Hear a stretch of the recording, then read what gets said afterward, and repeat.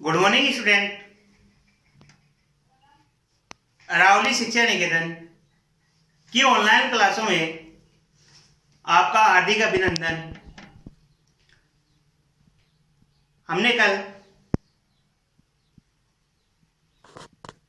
अशोकी नीति के बारे में पढ़ा था और मौर्य प्रशासन के बारे में पढ़ा था।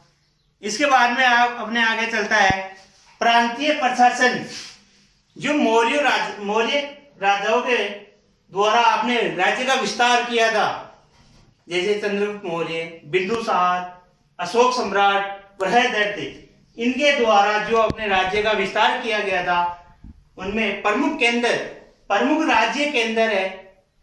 देखो, पहला है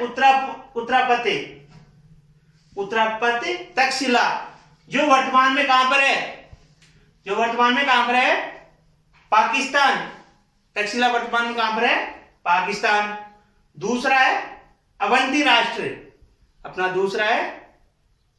राष्ट्र, उज्जैनी, जो वर्तमान में मध्य प्रदेश में है।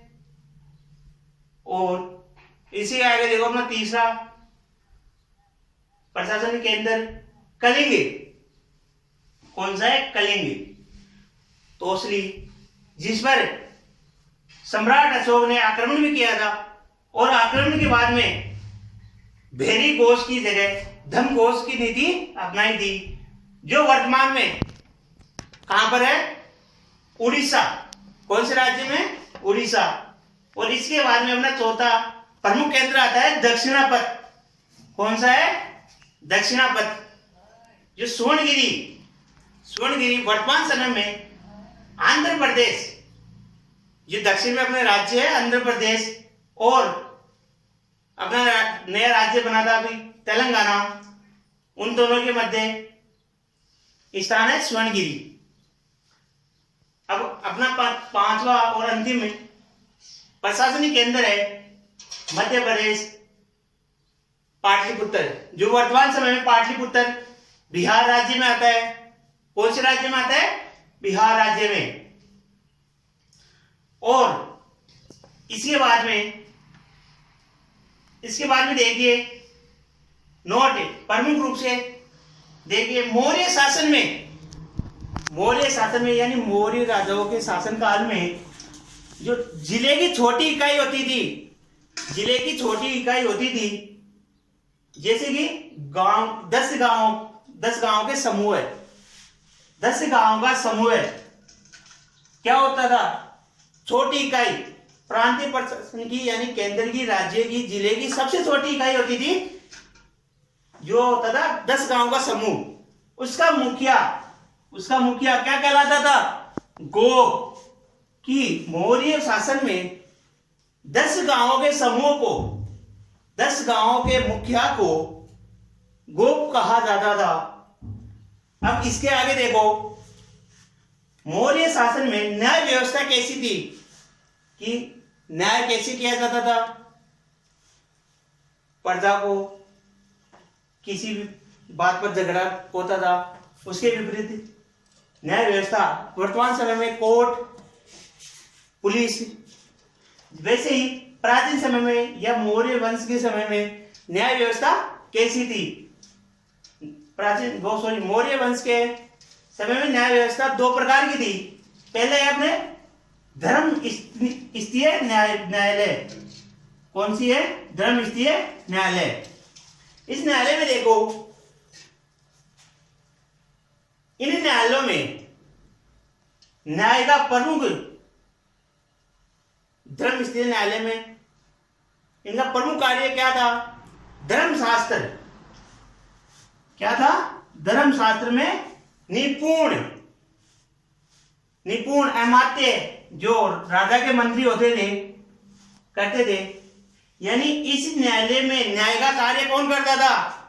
धर्मशास्त्र में निपुण अमात्य मंत्री न्याय का कार्य करते थे। यह एक प्रकार की दीवानी अदालत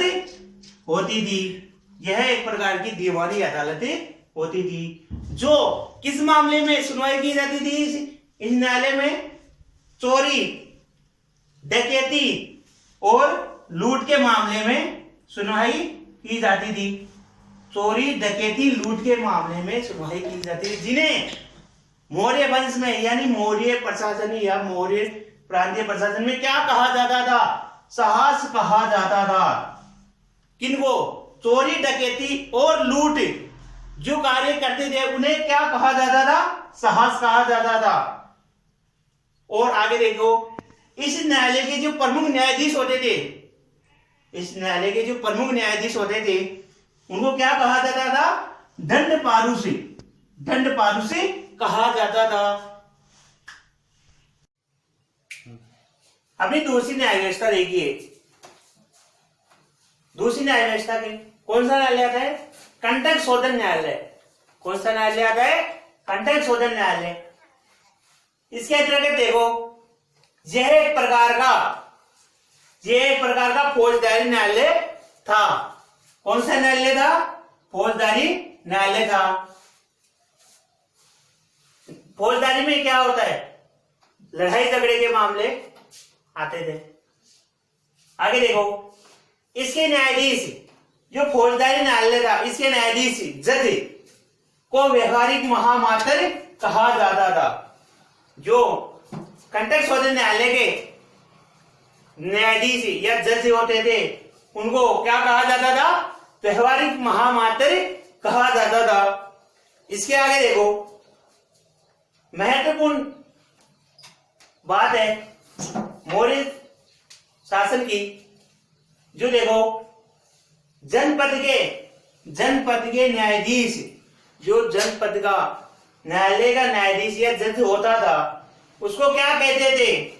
उसको क्या कहते थे? राजुक कह के पुकारते थे।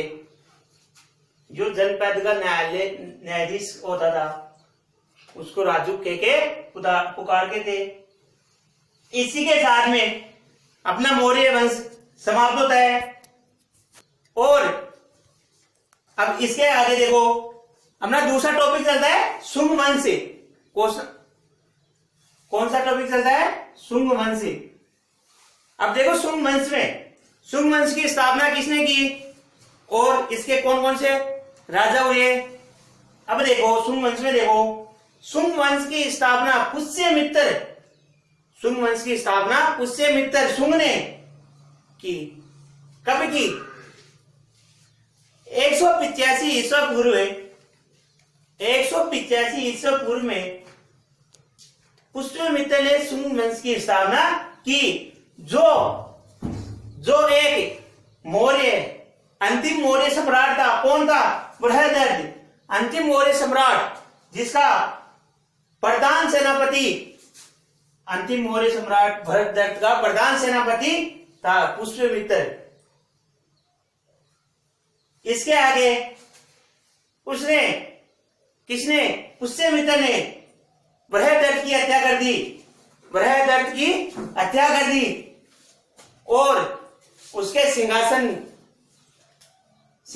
पर अपना अधिकार जमा लिया या अपना अधिकार कर लिया, जिससे कि शुंग वंश की स्थापना हुई।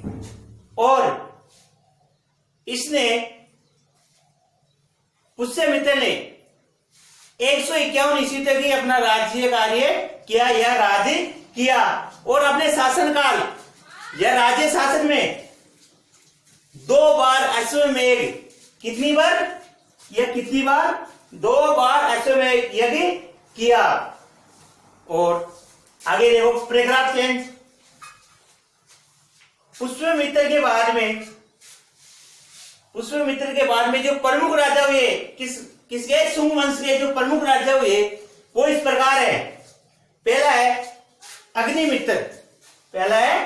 अग्निमित्र, दूसरा है ज्येष्ठ मित्र, और तीसरा राजा है भद्रक। और इसके बाद में कौन सा राजा है? भद्रक। और भद्रक के बाद में भागवत, और भागवत के बाद में सबसे अंतिम राजा आता है देवभूति। और देवभूति के शासनकाल से ही, जब से देवभूति का शासनकाल समाप्त हुआ तो शुंग वंश की भी समाप्ति हो गई। उतार लीजिए, इसको नोट कर लीजिए।